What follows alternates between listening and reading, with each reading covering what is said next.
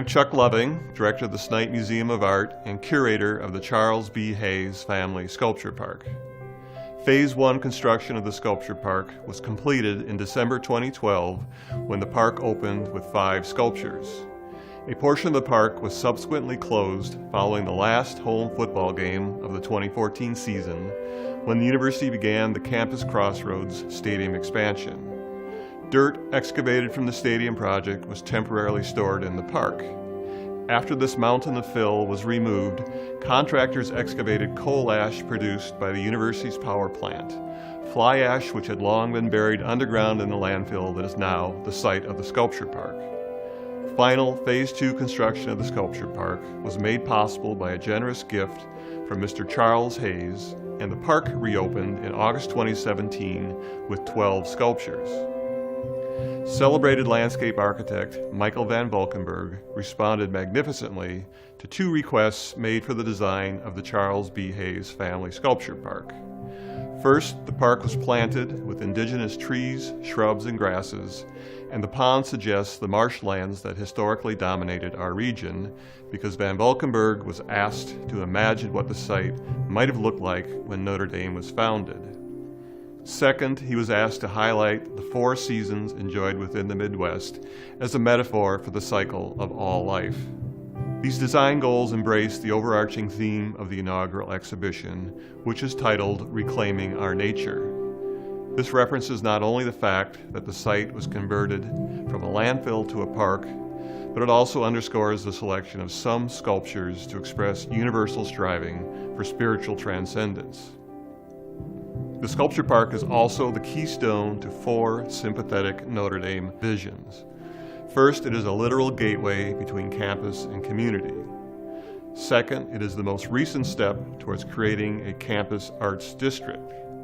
Third, the park is integral to a gracious green band now existing at the southern edge of campus, which begins with the meadow that wraps around the hockey arena that flows into the prairie grass seen within the sculpture park, which is adjacent to the expansive lawn known as the Irish Green, which connects across tree-lined Notre Dame Avenue to Cedar Grove Cemetery. And finally, the Life of Christ Cycle of Life sculpture pathway has created Notre Dame's newest sacred space.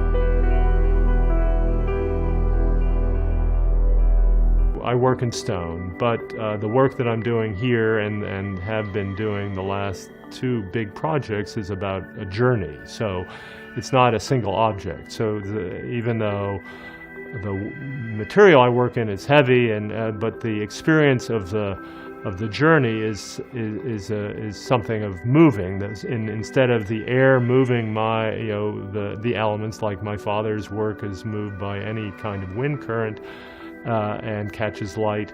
The visitor animates my work by walking through it, around it, climbing the berm and looking down, and gains experience. And in this case, it's a narrative of the life of Christ. And so this is the first time I've worked with a specific narrative. That's very new for me. I'm mainly have been an abstract sculptor, but I'm using this abstract language to tell a story.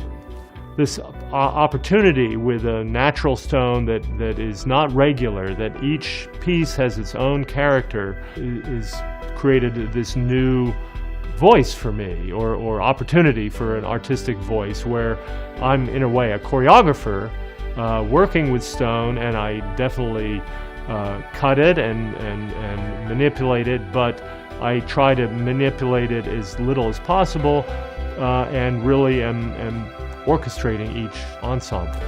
So in the sculpture garden, I have this very big Life of Christ installation, and across the pond is a sculpture of my father's that is always moving and reflecting the light and talking in a different way. And I am very happy to be able to be in sculptural conversation with him.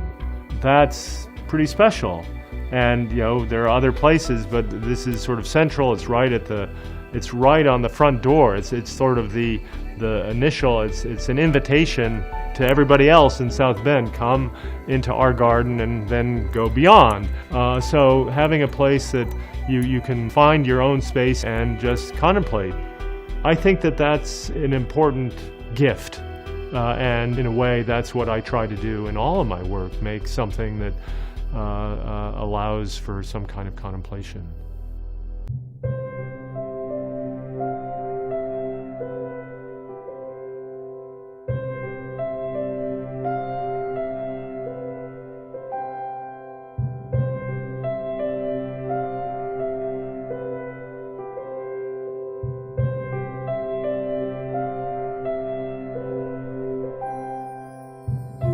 Okay, what we did today was install a sculpture of mine in the Charles Hayes Sculpture Park here at the University of Notre Dame.